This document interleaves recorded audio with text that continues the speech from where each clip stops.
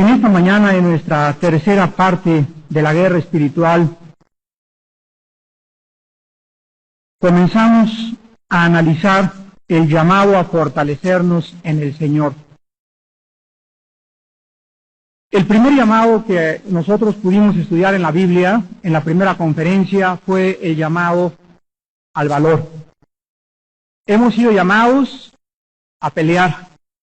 Hemos sido llamados a no darnos por vencidos.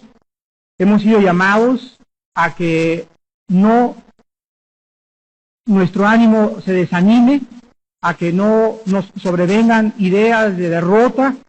Y todas estas situaciones son por causa de aquel que nos ha dicho: yo soy Jehová tu Dios, que te esfuerzo y que te doy los ánimos y la energía y el poder para que sigas viviendo para mí. Entonces, en la vida cristiana no puede haber cobardes, no puede haber personas que avienten la toalla y que se bajen del caballo y que ya no sigan peleando, por la sencilla razón de que si alguien avienta la toalla y alguien deja de pelear y alguien dice: ya estoy cansado, son demasiadas pruebas, lo único que esta persona demuestra es que no es hijo, hija de Dios. ¿Por qué digo esto? Porque dice Primera de Juan capítulo 5, que todo aquel que es hijo de Dios vence al mundo. Y esta es la victoria que ha vencido al mundo, nuestra fe. Dios nos ha impartido de una forma sobrenatural dentro de nosotros una confianza sobrenatural en Él, en su poder, en su fuerza.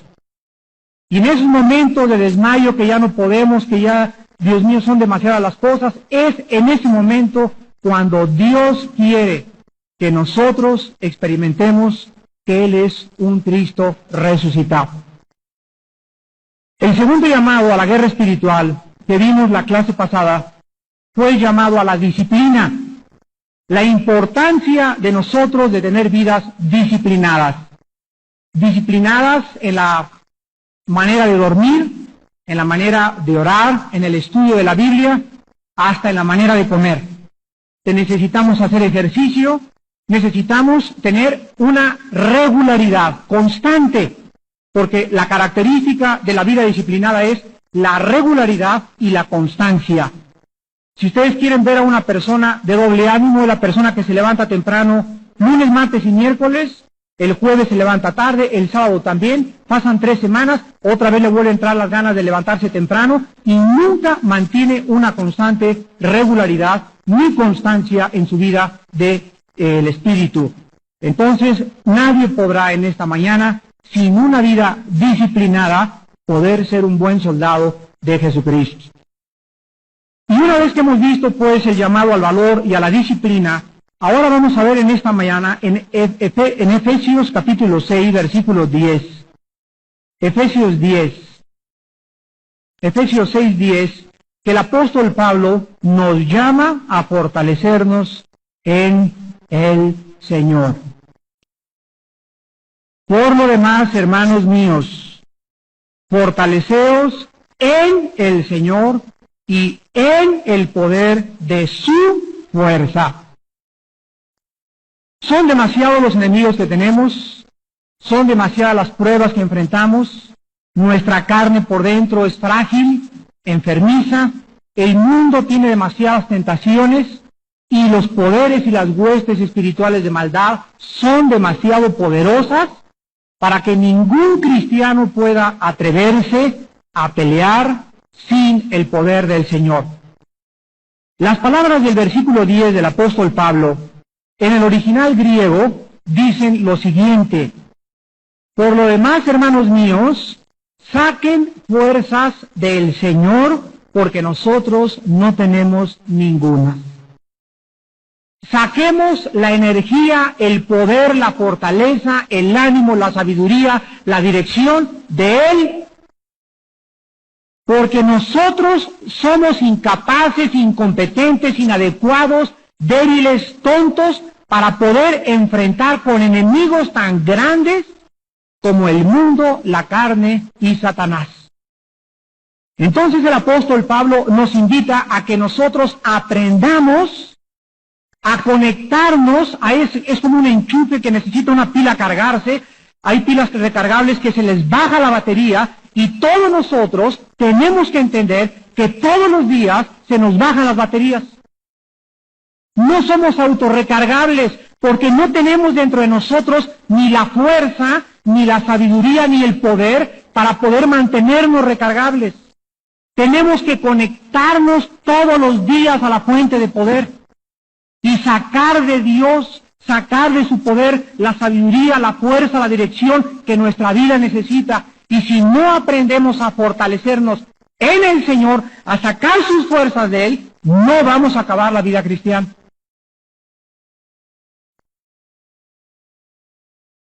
Habiendo entonces sido exhortados en los últimos estudios para tomar decisiones firmes, mostrar valor y una vida desarrollada y disciplinada, ahora nos tenemos que volver al origen de nuestra fortaleza. ¿Por qué tantos cristianos comienzan, ya no puedo, me siento así, me siento asado, por acá o por allá, y hermano, y ya pasan 15 días y no va a la iglesia? ¿Y por qué hay tantos cristianos con problemas tan serios emocionales, donde no tienen ellos la fuerza, se derrumban ante las pruebas totalmente, recurren a las pastillas tranquilizantes o recurren al alcohol, porque no tienen la fuerza interior para poder enfrentar estas pruebas tan grandes, repito, que todos los días, todas las semanas, todos los meses nos sobrevienen? ¿En dónde está el origen de la fortaleza del cristiano? La fortaleza de un general radica en sus tropas. La fortaleza de una ave para poder elevarse sobre las circunstancias radica en sus alas. La fortaleza de un oso radica en sus garras y en los dientes que él tiene. Sin embargo, la fortaleza de los cristianos radica totalmente en Dios, porque nosotros no tenemos ninguna. Dice en Zacarías 4:6, no es con espada, o sea, no es con el poder del brazo ni de la carne, ni tampoco es con el ejército, no es por la multitud de amigos que tengas, ni la multitud de personas que te pueden ayudar. Dice la Biblia, es con mi espíritu. No es con espada ni con ejército, es con mi espíritu. Es el Espíritu de Dios, el único que puede darnos la fuerza para poder seguir peleando para Él. Dios le dio a David una fortaleza sobrenatural cuando se enfrentó con un gigante llamado Goliat. He aquí un gigante de 2,85 metros de estatura, casi 3 metros de estatura, con un escudo grandísimo de acero, con una lanza que medía casi el doble de la estatura de él, una espada gigantesca y una amenaza contra los ejércitos del rey Saúl, diciéndoles durante muchos días, ¿quién de ustedes se atreve a pelear contra mí? Y ahí estaban los soldados más diestros del rey Saúl, tratando de pelear con el gigante Goliat, y nada más de ver su estatura, su fuerza, su escudo, su lanza, sus botas, su voz, la fuerza física que tenía, durante muchos días, los soldados del ejército del rey Saúl tuvieron miedo de pelear. Sin embargo, un pastorcito, hijo de Jesse, llamado el rey David, que no era rey en esa época, desde luego, tenía una confianza tan grande en Dios. Durante sus tiempos allá en el campo, se enfrentó a osos, se enfrentó a leones de 15, 16 años de edad, con una sola onda. Y él se dio cuenta al enfrentarse a un oso y al enfrentarse a un león, que no radicaba la victoria en la fuerza física, que no radicaba en su habilidad, sino que radicaba totalmente en el poder de Dios. Entonces ella se acercó al rey Saúl y le dijo a Saúl, yo puedo pelear contra ese gigante. Lo primero que el rey Saúl hizo fue ponerle la armadura de un muchacho joven, y lo primero que hizo David fue sentirse incómodo con esa armadura, y esta es la forma en que el mundo trata de alistarnos para la batalla. El mundo quiere programarnos y el mundo nos quiere dar las fuerzas que el mundo usa para enfrentarnos a la guerra espiritual, y David se quitó la armadura del rey Saúl y dijo, no es con espada ni con ejército, es con el Espíritu de Dios. Y se baja al campo de batalla el rey David, y ve al gigantote, y el gigante al ver al chaparrito del rey David, lo único que le hace es darle más coraje y decirle, ¿cómo me envían de carne de carroña a este güero cara de lombriz de aguapuerca? ¿Cómo se atreven ustedes a creer que este muchacho güerito con pelos chinos pueda atreverse a pelear contra mí? Y comenzó a reírse el gigante Goliat. El rey David no hizo absolutamente ningún aspaviento, se acercó con unas piedras, llenó su zurrón de las piedras, y cuando estuvieron frente a frente, comenzó David a gritar: yo vengo a ti en el nombre de Jehová de los ejércitos, judío filisteo incircunciso. Y agarró David su onda, y todo el cuerpo lo tenía protegido el gigante Goliat, menos la frente donde el casco estaba de esta forma. Y ahí fue precisamente donde David acomodó esa piedra que hizo que Goliat cayera sobre su cabeza. Ya caído, sacó su espada, le cortó la cabeza, y el ejército del rey Saúl no podía creer que un muchacho se había enfrentado en el valor y en la fortaleza de Dios y había derrotado a un gigante que había avergonzado cientos de días a cientos de los soldados del rey Saúl. Yo quiero preguntarte a ti en esta mañana, ¿cuáles son tus gigantes? ¿Cuáles son esos problemas tan grandes que tú ves y dices, no puedo? ¿Cuántas veces hemos visto unos problemas del tamaño de la montaña y vemos tan grande a Goliat que se nos quitan las ganas de pelear? Es demasiado grande el problema, de esto no voy a salir, esto no va a poder solucionarse. Y si tú sigues viendo a los problemas como los veían los soldados de Saúl, nunca podrás vencer. Necesitamos ver los problemas en el nombre de Jehová y vencerlos en el nombre de Dios. Nosotros no podemos vencer nada, es Dios el que pelea por nosotros. Tenemos que confiar en Él y tenemos que saber que Dios está de nuestro lado siempre que nosotros querramos pelear con una vida santa. Nuestra responsabilidad, pues, en la vida cristiana es portarnos con valor porque Dios está de nuestro lado. Dios le dijo a Josué, mira que te mando, que te esfuerces y seas valiente. Esfuérzate y sé valiente. No tengas miedo, porque yo estoy contigo donde quiera que tú vayas. El profeta Isaías dice en el capítulo 35, versículo 4, decídalos de corazón apocado, esforzaos, no temáis. He aquí que vuestro Dios viene con retribución, con pago. Dios mismo vendrá y te salvará. Dios dice a aquellos que ya en su corazón sienten desmayar, no tengan miedo. ¿No vivo yo, dice el Señor? ¿No soy yo más grande que cualquier problema?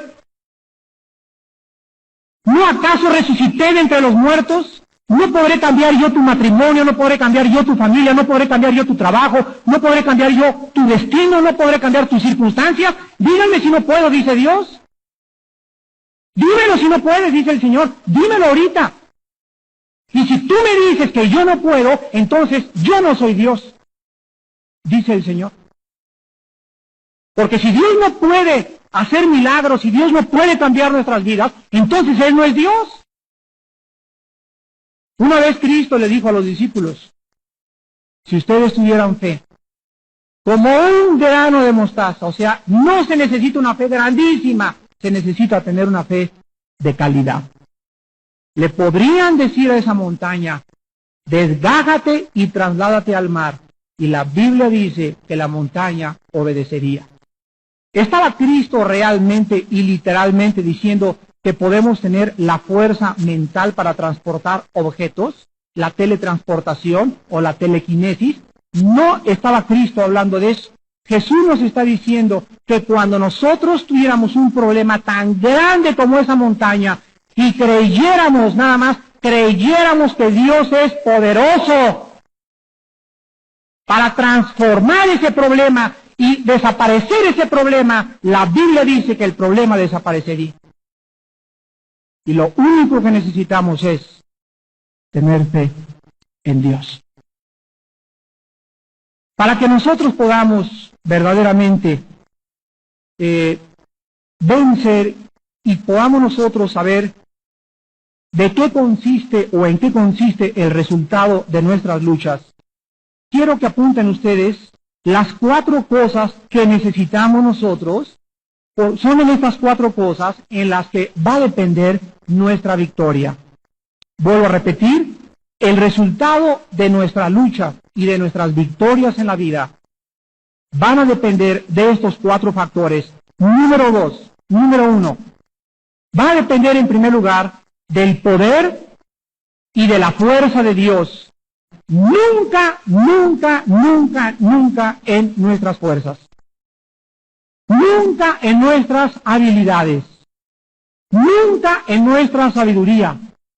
Nunca en mis planes, ni en mis proyectos, ni en mis métodos, ni en mis estrategias. Todo el resultado tendrá que ser de Dios. Dice Proverbios 3, fíate de Jehová de todo tu corazón y no te apoyes en tu propia prudencia. Reconócelo en todos tus caminos y Él enderezará tus veredas. Cuando Josué se enfrentó a la primer ciudad que enfrentaba la tierra de Canaán, y antes de poder avanzar hacia adelante, la ciudad más grande que enfrentaba Josué inmediatamente al cruzar el río Jordán fue la ciudad de Jericó. Y esta ciudad era una fortaleza inexpugnable. Dice el capítulo 6 de Josué, nadie entraba dentro ni nadie salía. O sea, no había forma, ni rendija, ni candado, ni hoyo, ni por paracaídas, ni por ningún lado de poder entrar ni de poder salir. Eran puertas de bronce, cerrojos de acero. Y las órdenes para entrar a Jericó fueron las siguientes. Josué, ven para acá. Olvídate de arcos, de escaleras, de estrategias militares, de hacer pesas, de irte a correr en las mañanas para poder vencer a los soldados. Olvídate de todo eso. Lo que tú vas a hacer, le dijo Dios a Josué, es durante 7 días vas a ir con todo tu ejército y le vas a dar una vuelta alrededor a Jericó sin decir nada, ni palabra, ni grito, ni éntrenle, ni nada de nada, nada. El segundo día vas a hacer lo mismo y le vas a dar una vuelta a Jericó. Al tercer o cuarto día, yo estoy seguro que los soldados arriba de las murallas de Jericó comenzaron a burlarse del ejército de Josué. A estos han de haber dicho, ya les calentó el sol. Están locos de remate, están dando vueltas y vueltas, ni nos avientan flechas, ni nos gritan, y ya me imagino las burlas, y me imagino también al cuarto o quinto día, los generales de Josué teniendo una junta y comenzando a preguntarse si Josué no se había comenzado a volver loco. Sin embargo, ¿qué fue lo que hizo que las murallas de Jericó cayeran? Lo que hizo que las murallas de Jericó cayeran, escúchenme muy bien, fue la obediencia a las órdenes de Dios. Aparentemente era locura, aparentemente era irracional. ¿Cómo estar marchando alrededor de la ciudad para que cayeran? Pues en el 7º día le dieron 7 vueltas y que sacan las trompetas y comienzan a tocar, y en ese momento la ciudad de Jericó cayó sin ningún esfuerzo, ni sabiduría, ni poder humano. Las murallas de Jericó cayeron bajo el poder de Dios, y así caerán todos tus problemas, con el poder de Dios. No trates de cambiar a tu esposo, no le quemes ya los frijoles, no le avientes ya la puerta. No es tu esfuerzo, no son tus bibliazos, no es tu agresión lo que va a cambiar a una persona, es el poder de Dios. No trates de cambiar a tus socios, no trates de cambiar a tus hijos en la forma en que tú quieres. Déjale todo, tienes que depender de Dios. Dios vive. Dice en Proverbios 21:31, el caballo se alista para la batalla, mas de Jehová es la victoria. No hay consejo, dice la Biblia, ni sabiduría, ni inteligencia contra Jehová. El caballo se alista para la batalla, pero es Dios el que da la victoria. La gente puede tomar muchas decisiones, la gente puede decir muchas cosas, y alguien te puede amenazar y decirte, mañana voy y le cierro la iglesia, mañana voy y te cierro tu negocio, mañana quedarás en la ruina, vas a perder tu trabajo. Acuérdense, No son los hombres los que tienen la última palabra, es Dios. Él es el que da la victoria, Él es el que nos fortalece, Él es el que está a nuestro lado, Él es de quien depende nuestra victoria. En segundo lugar, va a depender de nuestra vida de santidad. Va a depender de nuestra vida de santidad. Dice el Salmo 66, 18. Si en mi corazón yo hubiese mirado a la iniquidad, el Señor no me habría escuchado. Ustedes no se imaginan el poder tan grande de un hombre, de una mujer y de un joven santo en toda su manera de vivir. Dice en Santiago 5:16, la oración eficaz del justo puede mucho. Aquí la palabra justo no se refiere a la posición que todos los cristianos tenemos de justicia delante de Dios. Se refiere a la justicia práctica, a la conducta diaria en nuestra vida irreprensible delante de Dios. La palabra puede, ahí en el griego, en Santiago 5:16, es la palabra griega energemas, que significa energía. Entonces fíjense lo que dice Santiago 5:16. La oración de un hombre santo, la oración de una mujer que vive una vida limpia delante de Dios, desata, libera la energía y el poder de Dios, y Dios concentra su poder, su energía en aquello que ese hombre y esa mujer le está pidiendo. La oración eficaz, la oración de súplica, la oración ferviente de un hombre y una mujer santos son el poder más grande que hay en este universo. Solo estas oraciones proviniendo de corazones santos y fervientes pueden poner en acción y liberar el poder de Dios. Si nosotros vivimos una vida de pecado, si nosotros no estamos caminando con Dios en rectitud, si nosotros somos personas que dejamos mucho que desear en nuestra vida particular, tú no puedes esperar que la victoria sea de ti. Jamás Dios le dará la victoria a ninguna familia, a ninguna persona, a ningún joven que no viva una vida santa delante de Él. En tercer lugar, va a depender de si estamos usando las armas espirituales. En tercer lugar, nuestra victoria dependerá si estamos usando armas espirituales.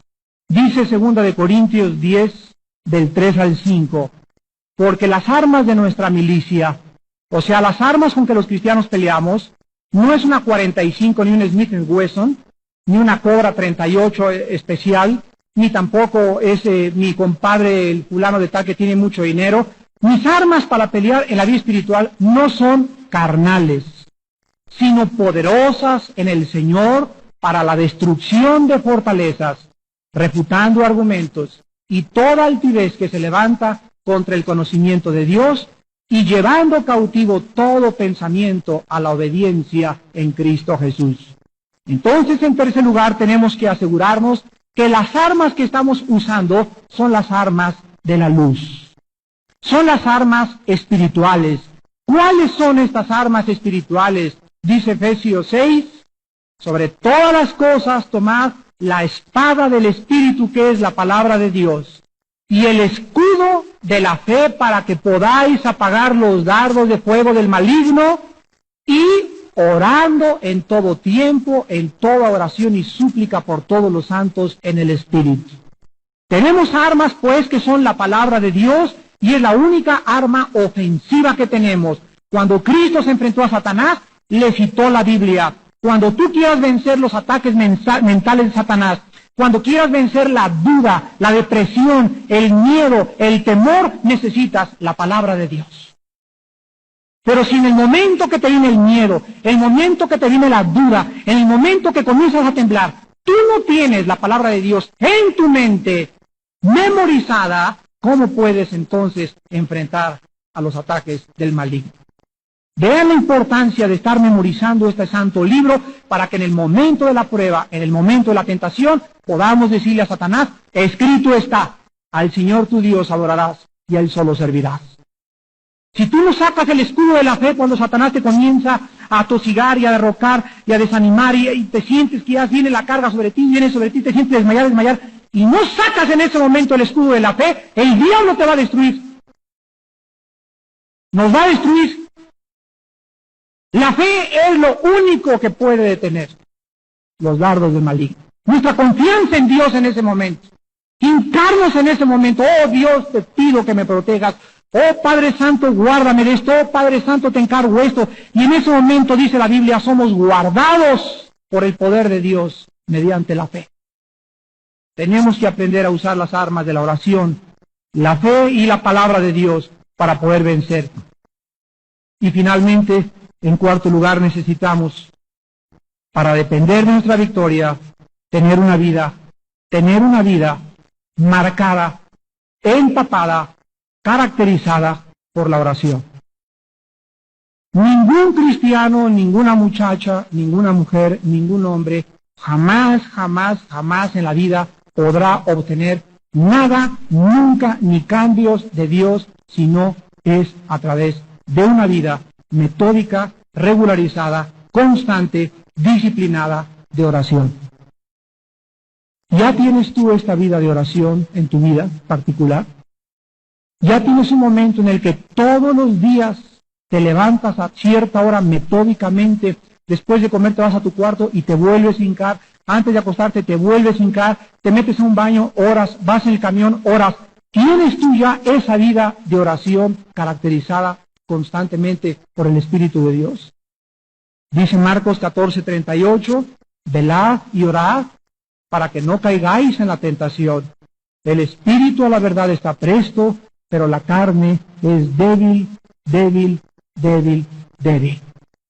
Nuestra carne no puede, repito, contra enemigos y tentaciones tan grandes como las que estamos rodeados. Necesitamos una vida de oración. Ahora bien, es importante que nosotros también sepamos que dentro de nuestra vida cristiana tenemos una conciencia. ¿Qué es la conciencia famosa que muchos psicólogos y psiquiatras mencionan? ¿Qué es esa voz que hombres en una colonia de repente en la noche no pueden dormir, se levantan a las 5 de la mañana, van a la delegación y se entregan ante un juez y le dicen al juez, señor juez, mi conciencia no me deja en paz, soy un asesino, maté a mi esposa anoche? ¿Qué es esa voz que los hombres muchas veces les despierta los sentimientos de querer ahogarla, porque si no la ahogan se creen volver locos? La palabra conciencia tiene dos raíces principales, una es con y la otra es ciencia, de ahí viene conciencia. La palabra con significa dentro, la palabra ciencia o gnosis en el griego significa conocimiento. Entonces la palabra conciencia significa conocimiento interior. Dios, dice la Biblia, vean en Romanos capítulo 2, ha dejado en todos los seres humanos, llámese jíbaros, aucas, apaches, chichimecas, aztecas, caucásicos, irlandeses, alemanes, judíos, no importa la raza, no importa el dialecto, no importa la tribu, todos los seres humanos, sin ninguna excepción, traen dentro de su vida interior una voz sobrenatural. ¿Cuál es la razón por la cual Dios ha puesto esta conciencia, esta voz interna dentro de nosotros? Romanos 2, del 12 al 15, nos da una explicación y nos dice así: porque todos los que sin ley han pecado, sin ley también perecerán, y todos los que bajo la ley han pecado, por la ley serán juzgados. Porque no son los oidores de la ley los justos ante Dios, sino los hacedores de la ley serán justificados. Porque cuando los gentiles que no tienen ley hacen por naturaleza lo que es de la ley, estos, aunque no tengan ley, son ley para sí mismos, mostrando la obra de la ley escrita en sus corazones, dando testimonio su conciencia y acusándolos o defendiéndoles sus razonamientos. Si tú quieres saber en esta mañana qué hay de los apaches que nunca oyeron a Cristo, qué hay de los aztecas que nunca oyeron a Cristo, qué hay de mi abuelita que nunca leyó la Biblia como yo, qué hay de tanta gente que se muere sin conocer la Biblia y lo que nosotros hemos conocido, si tú quieres saber cómo los va a juzgar Dios, este pasaje nos los enseña. Y nos dice que cuando estén delante de Dios, Dios recurrirá a qué cosa. Como murieron sin ley, la ley es la palabra de Dios. No conocieron la ley de Dios, tenían otra ley de Dios escrita desde que nacieron. Y cuando Dios los juzgue, los juzgará conforme a la forma como respondieron a su conciencia. Esta conciencia que Dios ha puesto, o esta voz interior dentro de nosotros, despierta y se sensibiliza cuando nos convertimos a Jesucristo. Y el cristiano comienza a descubrir que cualquier cosita ya le es pecado. Antes el cristiano iba pero pachangas y eso y ni se molestaba. Y ahora las cosas más pequeñas ya le molestan. Ya nos molesta oír groserías. Ya nos molesta, antes una pluma que me encontraba, no hombre, todos los días me encuentro plumas. Ahora ya ni siquiera me le echo ahora ya digo en la iglesia, ¿de quién es? Ahora busco su dueño, me encuentro una cartera, ya no me la he hecho, no, pues acabo que me la encontré, yo no me la robé. Ahora ya no lo hacemos tampoco, no sensibilizamos al pecado, ya evadimos impuestos y ya nuestra conciencia no nos deja en paz, comenzamos a despertar y a ser sensibles a la voz de Dios. ¿Y qué relación existe entre la conciencia y la fuerza de Dios? Miren ustedes, la Biblia dice que la conciencia puede ser cauterizada. Primera de Timoteo 4, del 1 al 3. La conciencia puede ser corrompida. Tito 1:15. El apóstol Pablo, por ejemplo, vean 2 de Corintios capítulo 1, le importaba en demasía mantener su conciencia libre de acusación. Dice 2 de Corintios 1:12. Y dice el apóstol Pablo, porque nuestra gloria es esta, el testimonio de nuestra conciencia, que con sencillez y sinceridad de Dios, no con sabiduría humana, sino con la gracia de Dios, nos hemos conducido en el mundo y mucho más con vosotros. Pablo estaba preocupado constantemente que a cualquier lugar donde fuera, a una casa, a un estudio, a una reunión de oración, al trabajo, donde quiera que se presentaba, a él le molestaba que su conciencia lo acusara.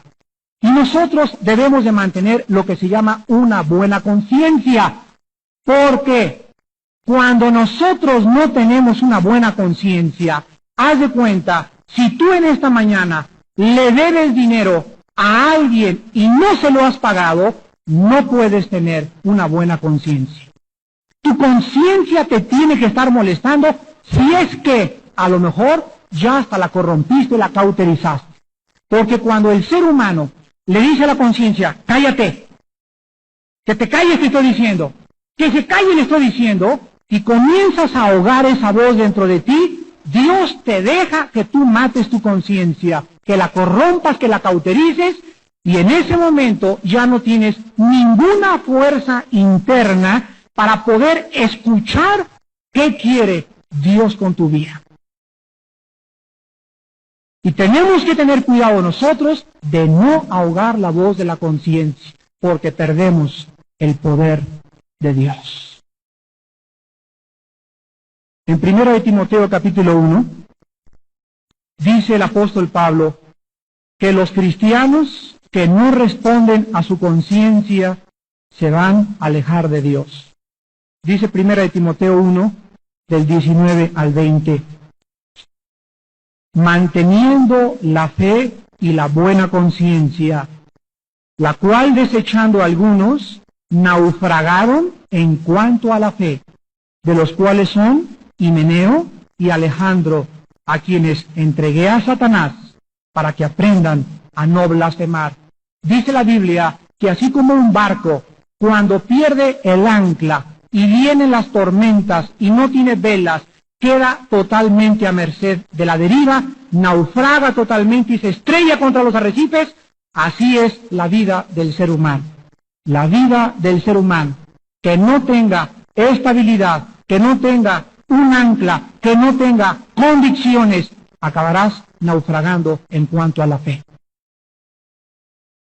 Tu vida será azotada contra los arrecifes y contra las rocas del mundo por causa de que no quisiste responder a tu conciencia cuando Dios te habló y te dijo, arrepiéntete. Y finalmente, en cuanto a la fortaleza de Dios, necesitamos nosotros considerar lo siguiente. Para fortalecernos en el Señor y en la fuerza de su poder, necesitaremos dos actos de fe, dos actos de confianza importantísimos. El primero es el siguiente. Para que tú puedas tener fuerza interior, para que tú puedas tener una confianza total, incoluble en el poder de Dios, necesitas, en primer lugar, estar convencido de que de Dios es la fuerza y el poder. ¿Cómo puedo, me preguntarás tú, estar convencido de que, yo quiero estar convencido de que de Dios es la fuerza y el poder? Muy sencillo. ¿Cuántas horas lees la Biblia diaria? 5 minutos. ¿Cuánto tiempo pasas en oración diario? 20 minutos. No creo que estés convencida que de Dios es el poder. Porque si estuvieras convencido que de Dios es el poder y que aquí está en la Biblia la fuente de nuestra fuerza interior, de nuestra seguridad y de nuestra dirección, pasarías más tiempo a solas con Dios en su palabra. Mientras tú no estés convencido, cuando vengan las pruebas, tendrás que recurrir a los tranquilizantes. Tendrás que recurrir, como en las películas de vaqueros, un whisky, por favor. En cuanto el vaquero tiene problemas, en cuanto el macho de su casa tiene un problema con la señora, lo primero que hace es preparar un trago. ¿No se han fijado ustedes? Tipo a la Frank Sinatra. Inmediatamente lo primero es un trago. Porque si no tienen ese trago, no tienen fuerza interior para enfrentar los problemas de la vida. Y en segundo lugar, necesitamos entender lo siguiente. De que este poder de Dios, hermanos en Jesucristo, de que esta fuerza de Dios están a nuestra disposición. Si tú no estás convencido de que de Dios es la fuerza y que ese poder está a tus órdenes, a tu disposición para poder ser puesto en trabajo y en energía a tu favor, nunca conocerás la fuerza de Dios. Dice Efesios 3:20. Todo el mundo debe saberse este versículo de memoria. Y aquel que es poderoso para hacer todas las cosas mucho más abundantemente de lo que le pedimos o entendemos, según el poder que actúa en nosotros. Fíjense lo que nos dice el apóstol Pablo en Efesios 3:20. Y aquel que es poderoso, todo omnipotente, el Dios del cielo y de la tierra, que dijo que haga la tierra y apareció la tierra, que sean las estrellas y que apareció las estrellas, el Dios que dijo y fue hecho, el Dios que manda y sostiene a los millones de ángeles con el poder de su palabra, ese Dios, aquel que es poderoso para hacer, dice la Biblia, para hacer todas las cosas, no algunas, todas las cosas. ¿Y cómo las hace? Mucho más abundantemente, mucho más grande, mucho más allá de nuestra imaginación, de lo que le podemos pedir o entender. Y Dios dice que todo esto que Él hace, escúchenme muy bien, lo hace según el poder que está dentro de nosotros. Ese poder es liberado por medio de la oración. Despidámonos en oración.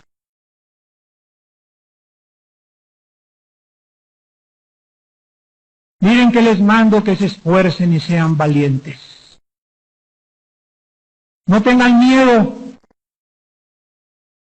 Estoy con ustedes todos los días hasta el fin del mundo. Esfuércense y sean valientes, y aquí dice el Señor, yo vengo a tu vida pronto. Vengo a librarte. Vengo a fortalecerte. Ninguno de los que han confiado en mí han sido avergonzados. Yo honro a los que me honran. Y me encuentran los que temprano me buscan. He aquí yo soy Dios, dice el Señor, El Shaddai, el Todopoderoso. ¿No seré capaz de ayudarte y darte para tus necesidades? ¿Crees que no soy capaz de poder cambiar tu vida? ¿Crees que no soy capaz de poder sacarte del problema en que te encuentras?